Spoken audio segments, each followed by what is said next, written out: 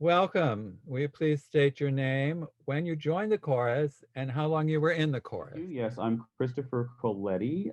I joined the chorus in the holiday season of 1995, and I was with the chorus for 11 years through the spring season of 2006. So my first chorus concert was with Cindy Lauper, and that was an amazing experience.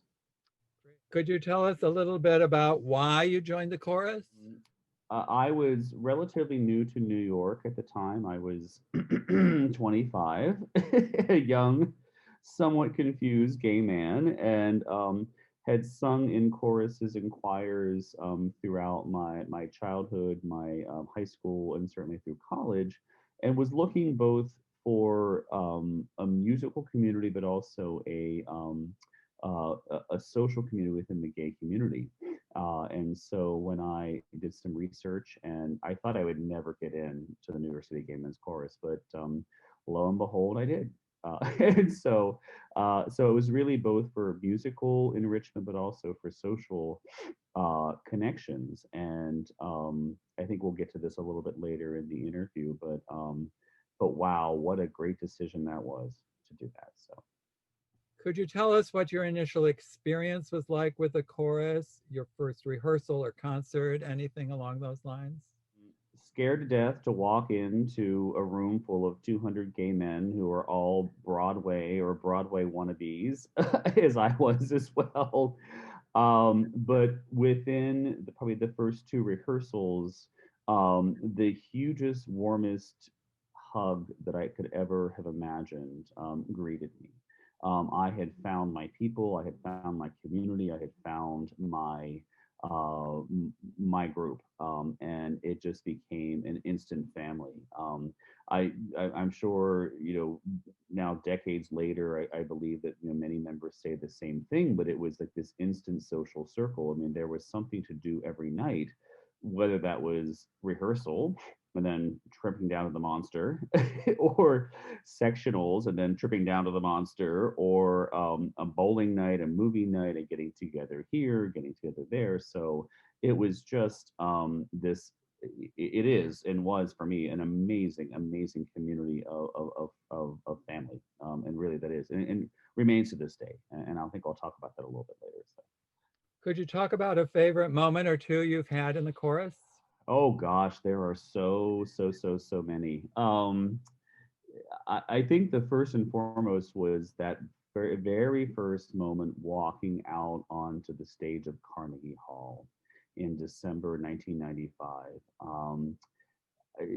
Being a musician and that, and just walking onto that just historic, legendary stage was just, I mean, I'm getting goosebumps right now even just talking about that, and seeing is when one of our numbers was the Circle of Light, but just looking out to that glorious hall and saying, wow, this poor kid from Appalachian, Ohio is standing on the stage of Carnegie Hall. What? No, that's crazy. That can't be right. And but it was, and went on for probably the next 7 8 years when we performed there, and every stage in New York. I mean, Avery Fisher Hall, Alice Tully, and then more recent the Skirball Center, and some wonderful places. So that was certainly one. Um, I think that some of the concerts, and just allow me to ramble on here. um, Being able to perform with some of my absolute idols, and either to do their numbers or to sing as part of the chorus or to have them be in front of us in the chorus. So one I remember in particular, it was a Saturday afternoon and we were at Carnegie Hall. I don't know how we got Carnegie Hall from 2 to 5, but it was for our Jerry Herman concert, and Gary Miller was our artistic director at the time. And one by one, this cavalcade of luminaries just continued to walk down the aisle. I mean, notwithstanding Jerry Herman himself, who addresses us, as like, oh my God, it's Jerry Herman. Um, Carol Channing, who just in true diva fashion sachets all the way down from 57th Street to the front stage and does that to Laurie Beachman, God rest her soul, to Leroy Reams and Eartha Kitt and those other performers that who we worked with or I was in the chorus with, singing backup for Kristen Chenoweth, singing backup. I mean, your idols, right? And these were when they were, you know, names, but they weren't the names they were today. I remember a holiday concert with Faith Prince where she did this knockdown, drag out number of Santa Baby and then did the narration for the 12 Days of Christmas. And I remember, and I'll talk about this in a moment, Morgan Rice, Morgan, we're thinking about you, buddy. Um, he actually read it in rehearsal, actually playing Faith Prince. And then, but she came to the after concert party, and all of my friends were there, and they knew who she was, but she signed autographs and just amazing, amazing. Another one was our West Coast tour in 1998, and I think we were on the stage together, and we did Naked Man, which was just such a glorious, glorious work that we got a chance to perform with the LA chorus, the San Francisco Gay Men's chorus, and then the Seattle Men's chorus. So those are, from a concert perspective, I mean, there are just so many memories. I think from a social thing, I mean, of course, retreat is always is always a uh, storied, let's just say, moment for all of us who were there. And so going up to Pauling and to Holiday Hills, and then transferring it to oh, keep me honest here. It's in the Borscht Belt. It was Kerhonkson, into Kerhonkson, there. So we did that, and just those crazy, crazy retreat moments. So I'm going to pause just for a moment, and because I think retreat deserves its own its its own segment here. So Do you have a favorite song that you've sung in the chorus and why? there are so many. I think the one that still sticks with me is it's the finale from Naked Man. It's just it's just such a prolific and such a phenomenal work. And I'm blanking on the name of it. It's the final chorus where it's just written for a men's chorus and that. So I think that's the one that continues to both inspire and haunt and just resonate for me. I think, I mean, there are so many others. I mean, the Jerry Herman concert and everything else and all the wonderful numbers we did. But I think if I had to pick one, it would be that. And then standing next to, my friend Daniel Doucette, and Thomas Eng and others who were, I was in the baritone section then, and they didn't like it when I defected to the bass section when Jeffrey Maynard put me in the bass section. There was a lot of territorial stuff in the chorus. I realized, like, that you're moving to the bass section. What's but but I sang baritone next to Daniel for that final moment in Naked Man on Carnegie Hall stage, and that's a moment I will never forget. I will never forget it. Of the many concerts you've done, do you have a favorite or two? I think Jerry Herman, for reasons I've said before, where I just got to see and be behind. Um, oh my gosh, I mean, so many of my idols growing up. I mean, that's one. But singing behind Faith Prince, another one, that was another holiday concert. But then I think there's another one that I think a lot of chorus members may not remember, but it was with Deborah Voigt. And this was right after she had gotten some very bad press from Covent Garden for a role where they said she couldn't fit into the costume. And I remember, I think it was, I can't remember if it was Gary or Barry or someone who brought her in. But she came in, and it's like, dudes, it's like, this is, she's she's a diva.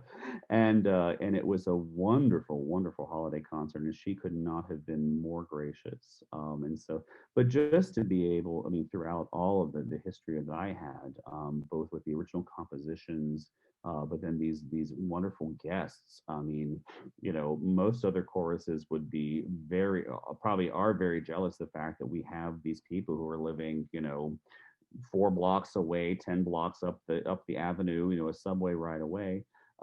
Actually, I should remember. I should mention another one. And she has and continues to be, even though she has long since passed.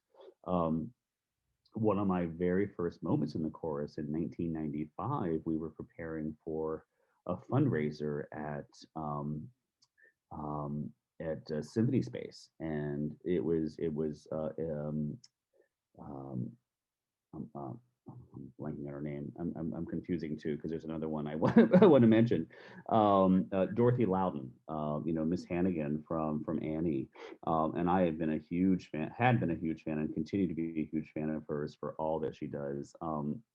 She kind of reminded me of my mom when she came in that, like, sweaty September, because she was basically just in like a just her regular stuff and this floppy hat, and her hair was kind of a mess. But then we did our numbers with her, and she could not have been more glorious. And then also Kay Ballard came in, I think, for that performance. And I know you'll keep me honest if that's the right one or not. And actually, just last night, I had a chance to catch the documentary of Kay Ballard, and learn a lot more about her history. And of course, always loved her as well.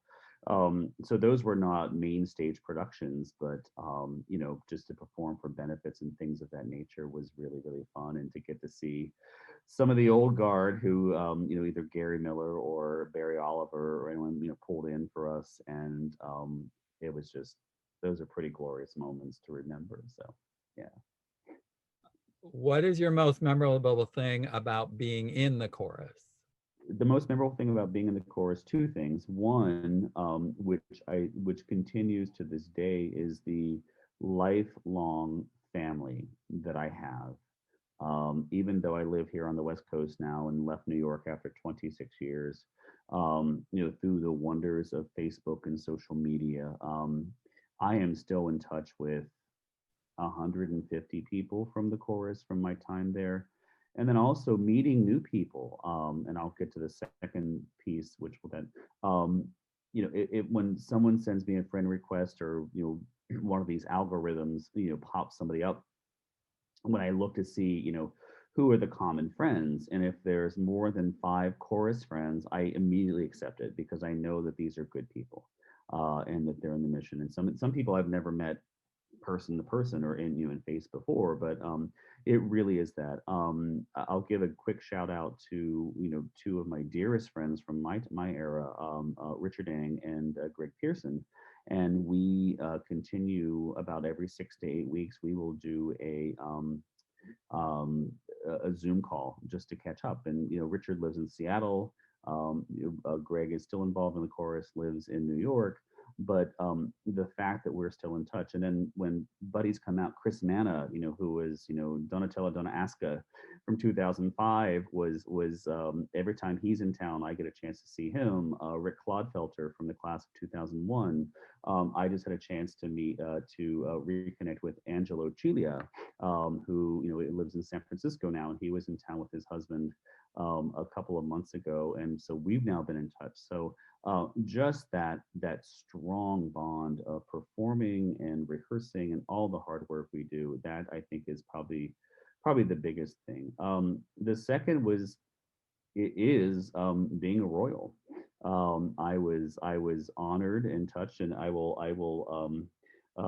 give a quick shout out to Willie Smith, Wilhelmina, who came up to me and said, "It's not the office that you seek; it's the office that seeks you." And and so in 1999 to 2000 became Millennium Butch with the glorious Jacqueline Jonet, also known as John Neiman. And John and I are still in touch today. In fact, we're overdue for a Zoom call. But that year was just so glorious and so fun. And being a part of that tradition also, And I think it's the same kind of thing where through the glories of social media, where I've been able to be a part of that tradition, even though I'm not there physically present, has been wonderful. And so, and the most most recent outgoing royals, have been fantastic about keeping that tradition alive, and including people, who are, who have been, long since, long since, is Sir Don, one of my best friends, Don King, said, "You're a has-been," the has-beens. But to keep that tradition alive, and so it's just really really fun. And we had a royal, kind of just Zoom call, I think, back in the summer, and it was just so great to again see some of these people whom I've friended, or like one every year when there's a new a royal couple. I always make a point of sending a congratulatory note, telling them who I am, because I'm like way since past, but just offering that support. And I think that that's the thing also. I think that the organization, certainly the Royals, is that support. So I hope at some point when we can get together in person again, that all of us can kind of celebrate that part of the chorus, which is an important part of the legacy too. So that's another important thing for me. So. Finally, the chorus has led the way on many important moments over the years. How do you see the chorus leading the way to change going forward? That's a great question, Jim, about how the chorus can, leading the way to change moving forward. We've seen so many seismic changes in society, in just every part of our lives. I mean, certainly now with the pandemic that's going on and everything. But the chorus to me, and of course, my heart will always rest with New York, even though I live in California now as another defector, right? I was from the baritone to the bass section, now from New York to California. But I think just being that voice of change, and being in tune with, um, what's going on, and being the voice for the underrepresented. I know from our history, we were formed during right before, the AIDS crisis and everything, and then became a very galvanizing force, as a voice for a community and a generation. And I think we as choral singers, and as gay male choral singers, in whatever way, have an opportunity to push that forward.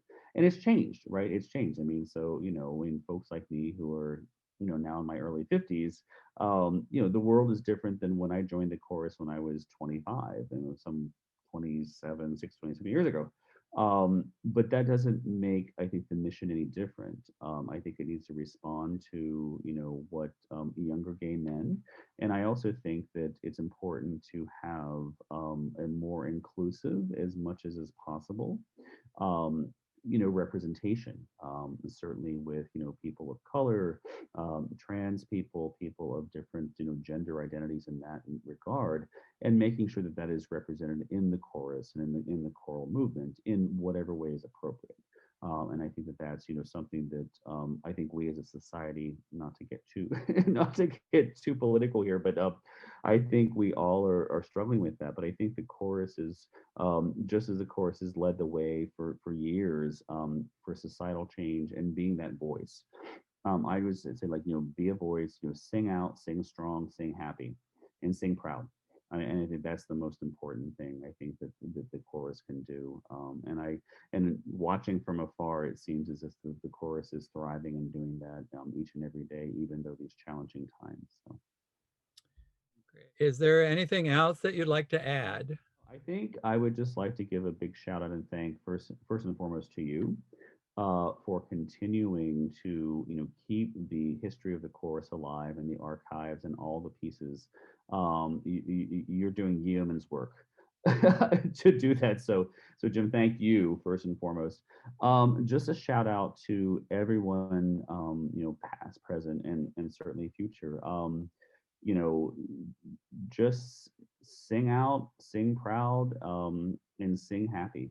I think that's the most important thing. And the chorus has gone through a lot of, most choruses have gone through a lot of challenges, the arts in general, I mean, even more broadly. But the struggle is it's worth it. It's worth the struggle. It's worth all those slogging to rehearsal when it's 20 degrees on a Monday and you don't want to go. And it's like those retreats. It's like I've got to give up a whole weekend and everything. But the glories of when you get to perform and you get and it's really about the message. It's really about the message. I've had the opportunity to work with Marilyn May a couple of as a soloist, and one of the things that she's taught me, and I continue to be a student of hers, is she said it's about, it's not singing for the audience, it's singing to the audience. And I think that's the biggest thing that the chorus can do, is make sure we continue to sing to the audience, not just for them, and deliver that message and deliver that glory that we have as an organization, and then the love and the bonds that we have formed. I mean, I mentioned earlier in my interview, in my heavens, I have friends from, that date back almost as far back as my college days, but the chorus, because the chorus was kind of like my college and graduate school, so those kind of things. So I would say it's just like, you keep the message forward, keep it focused, keep in tune with what's going on, and realize it's a multi-generational thing, right? I mean, let's we can't discount our past, because that was where we started, but we do need to evolve like any organization. And so let's be respectful of all of those different dimensions, of of the organization. But let's keep the music alive, let's keep the lyric alive, let's keep the text alive, and the message alive. I think that's the most important thing. So.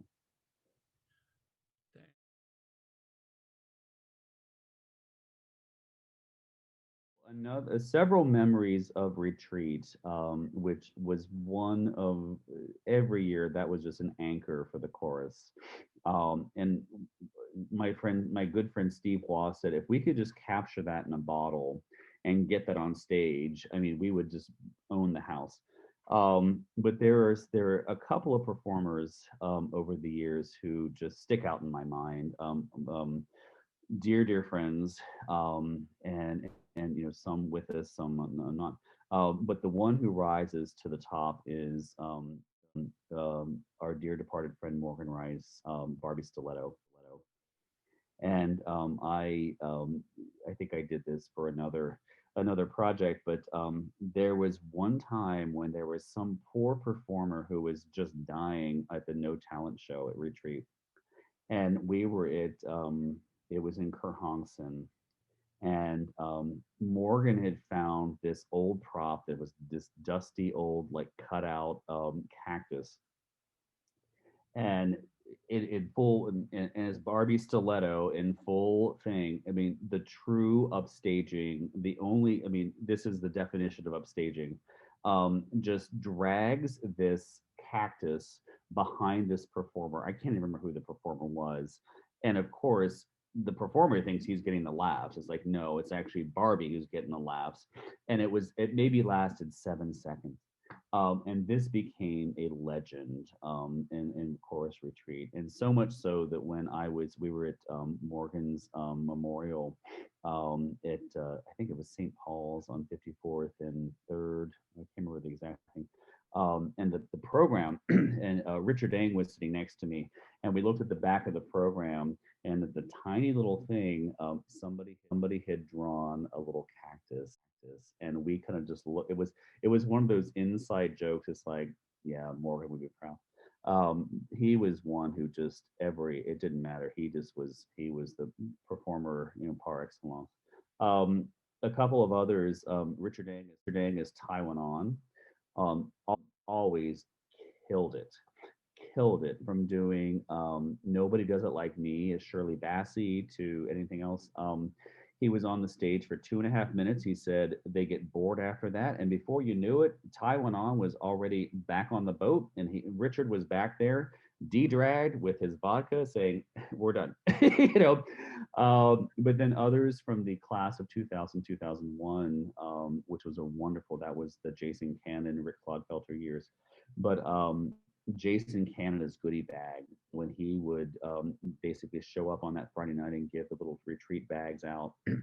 And there was a time, I can't remember what it was. It was one of those years in the early 2000s where he gave live birth on stage, and with the water breaking, I mean, you're you're rubbing your eyes because you remember this, right? It's like, I don't think any of us has recovered from that moment. But then the last one is another dear friend, Rick Clodfelter, who came out as Naylana Cross, and as a little majorette, twirling that baton. I mean, you know, those are just some of the moments where these performances where people were just, they would do anything for a laugh. And it goes back to what's the phrase from Gypsy? You got to get a gimmick. People had a gimmick back then, and they got it. And you know, these characters would come out once a year. There was another one. It was when I was leaving.